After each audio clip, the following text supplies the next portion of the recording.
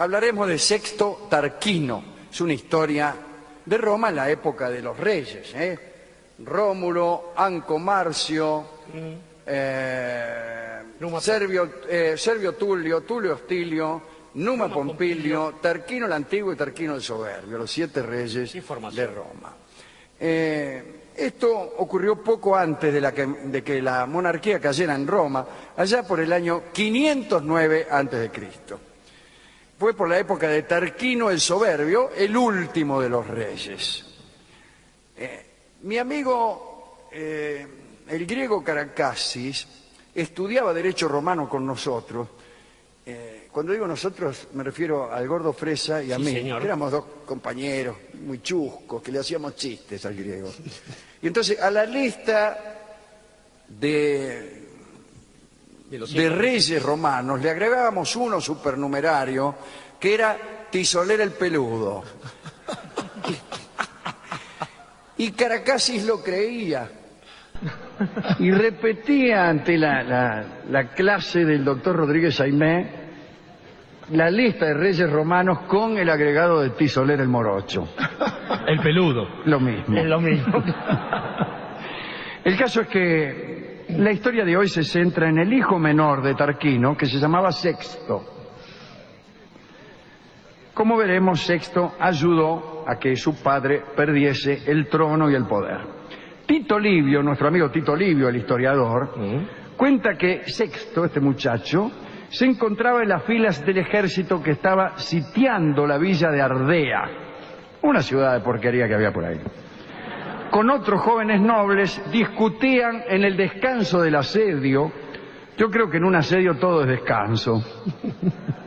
Discutían sobre la virtud de sus esposas, mira vos, a las que habían dejado en sus hogares, ¿no? Naturalmente. Como se ve, los imbéciles han existido siempre. Y cada uno de los muchachos hacía alarde de su compañera, como si se tratara de una propiedad, y dadas las condiciones de los matrimonios romanos, así era efectivamente. Y los que escuchaban gastaban bromas al jactancioso, diciendo, jaja, seguramente tu mujer se estará divirtiendo por allí, je, jaray, ja. Lo mismo que sucede ahora en las pizzerías. Bueno, un día, en medio de la misma discusión que repetían cada noche, ¿no?, los soldados se pusieron de acuerdo en presentarse sin previo aviso a sus casas para sorprender a sus esposas y ver qué hacían durante la ausencia de ellos. Entonces abandonaron el sitio de Ardea. Mira cómo era la guerra en ese entonces, ¿no? Ardea de cualquier modo quedaba cerca, todo quedaba cerca. Y volvieron a Roma. Fueron a Roma a ver qué estaban haciendo sus mujeres. Parece que cuando llegaron, todas estaban borrachas en un banquete. Y todas en el mismo banquete, además para facilitar la tarea de este charlista. Bueno, si hubieran estado todas en distintas orgías, hubiese sido un engorro innumerable.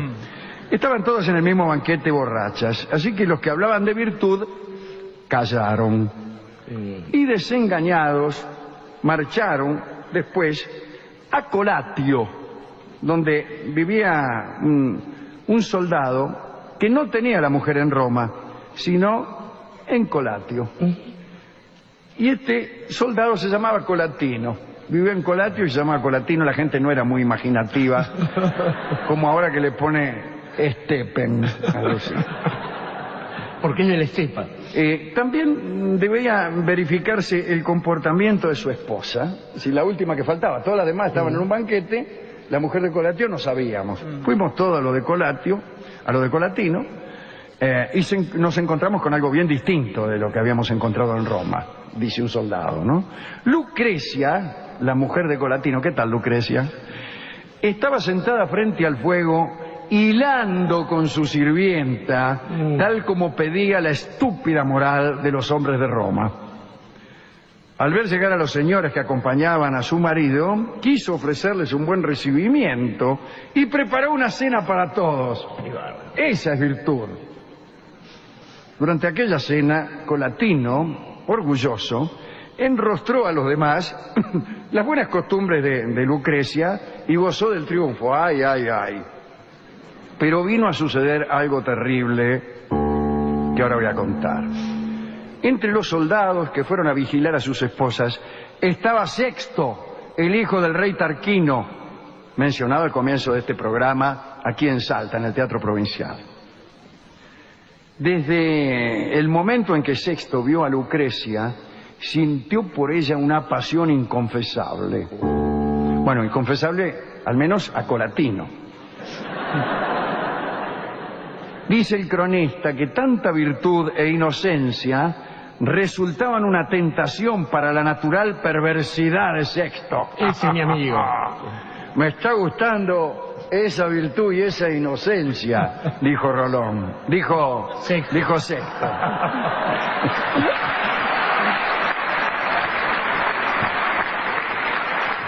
Y entonces, al otro día de la visita de Lucrecia, Sexto volvió al campo, se hizo el otario, y volvió al campo con sus compañeros. Pero unos días más tarde, en secreto, haciéndose el chancho rengo, se apartó de la hueste y regresó a Colatio. Entró en la casa de Lucrecia, que lo recibió sin desconfiar. ¿Vio cómo son las mujeres virtuosas que hilan con su sirvienta? Lo había visto en aquella visita conjunta, y le ofreció una cama en la habitación de los huéspedes, eso sí. Y bueno. El señor desea una cama en la habitación de los huéspedes. Bueno, hasta aquí todo marchaba bien. Pero en medio de la noche, tal como estamos sospechando, hasta la última fila, Sexto se deslizó hasta la cámara de Lucrecia y leo a Tito Livio, se llevó la mano a la espada y de pie junto al lecho despertó a Lucrecia diciéndole: silencio, voy armado y te mataré si dices una sola palabra. Entonces, Lucrecia, aterrorizada, intentó inspirarle alguna piedad. Piedad, le dijo. E intentó que la dejara en paz. Pero Sexto empezó a hablarle de amor, bueno, e intentó por todos los medios todavía más o menos honestos conseguir sus fines. Le dijo: bueno, qué hermosa boca que tienes, etcétera. Pero la voluntad de Lucrecia continuó inquebrantable, por no decir otra cosa. Entonces, impaciente, Sexto tuvo una idea. La amenazó con una muerte deshonrosa y le dijo que si continuaba resistiéndose, la mataría y que después, ¡oh detalle!, degollaría a un esclavo y pondría el cadáver de este servidor, despojado de cualquier vestidura, junto al cuerpo de Elia. De este modo, siguió diciendo Sexto, todo el mundo va a creer que has sido sorprendida en el delito de adulterio en ignominiosas circunstancias y castigada luego. Ante esta amenaza, Lucrecia depuso su resistencia. Cuando una joven se resiste a miserables como estos, parece que siempre dicen lo mismo: entrégate, oh mujer, porque si no, degollaré a un esclavo y te mataré a ti y pondré a los dos desnudos sobre la cama para que todo el barrio crea, etcétera. Funcionan.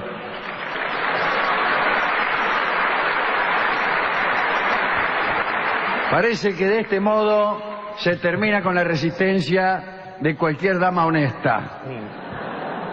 Y efectivamente, ante aquella amenaza que se hizo repetir 2 veces, porque era una amenaza complicada después de todo, ¿no? Que viene esclavo, hijo. Lucrecia depuso. Sí, depuso.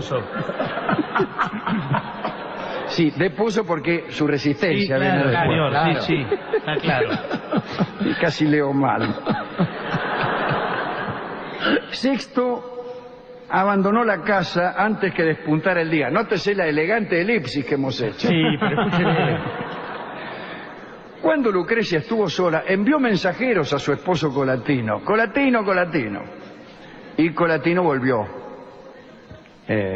O no, me parece que no volvió.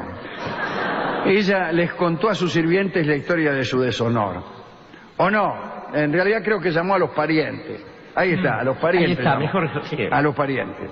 No está claro, pero no importa. No importa, Llamó total. a los parientes. Y los parientes trataron de tranquilizar.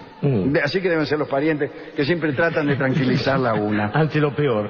Y le explicaron que no tenía ninguna culpa, etcétera. En ese mismo momento, cuando los parientes se dieron vuelta o fueron a la cocina a buscar algo, evidentemente el relato afloja aquí, parece que Lucrecia tomó un cuchillo que los parientes habían dejado olvidado y se atravesó el corazón. Este suceso tuvo consecuencias políticas. El pueblo romano, indignado, derrocó al rey cuyo hijo había cometido semejante crimen, porque todo se sabe. Sí, sí, vio cómo es Roma. Sí. A partir de entonces, año 509, como hemos dicho, dio comienzo el tiempo de la República. Gobernaban 2 magistrados, que eran 2 cónsules elegidos anualmente. Dice Pierre Grimal en un trabajo llamado Amores Tempranos que la violación de Lucrecia no fue la causa accidental de la expulsión de los reyes.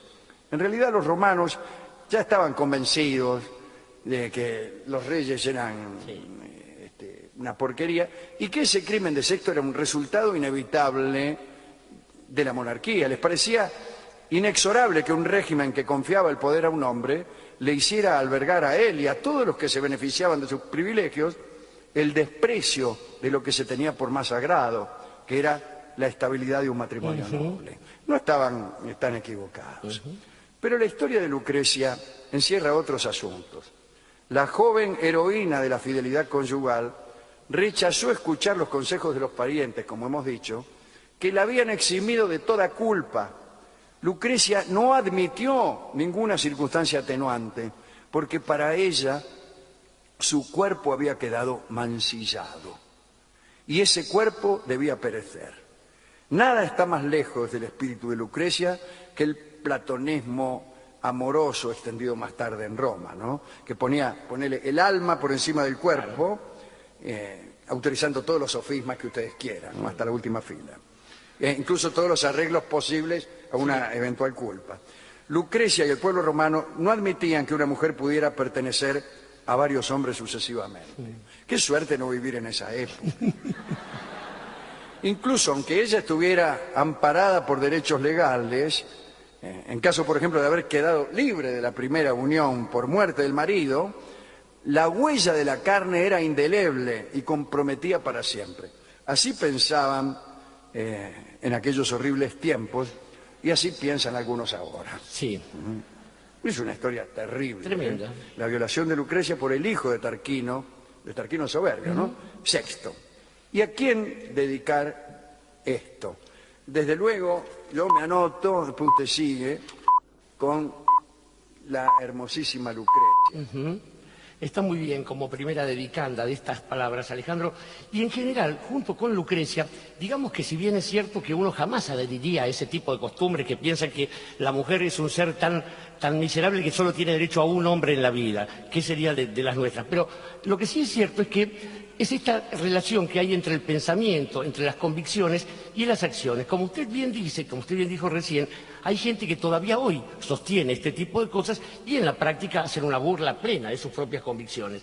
Creo que en este caso lo que hay que hacer es pensar en Lucrecia, pensar también en ese pueblo indignado, dejar de lado de la dedicatoria a los parientes que intentaron convencerla de aquello que, de lo contrario, aquello en lo que ella había creído toda su vida y reivindicar para nosotros, en cualquier lugar menos el campo del amor, por supuesto, esta especie de coherencia entre las cosas que se dicen con el buche y las que se sostienen con el lomo. Me parece que la Argentina misma, igual que Roma, ha encontrado su destino de dignidad y de grandeza allí donde los hombres y las mujeres que conforman el cuerpo real de una nación sostienen sus convicciones más allá de las consecuencias, es decir, sin andar viendo de qué manera se le esquiva el bulto a una historia, porque todos sabemos que, más allá de pasar un momento terrible cuando uno ha cometido una acción, bien vale hacerse cargo de esa acción y poner en la cuenta de los saberes incluso una noche triste. Porque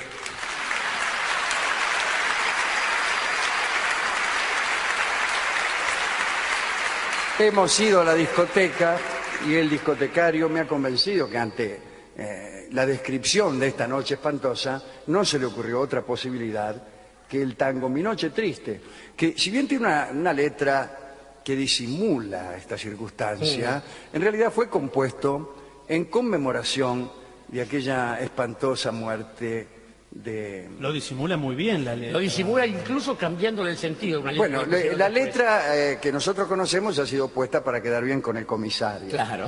Pero la letra verdadera, nunca compuesta del todo, Hay una letra que ha hay una letra que permanecido- permaneció muda en la intención del poeta.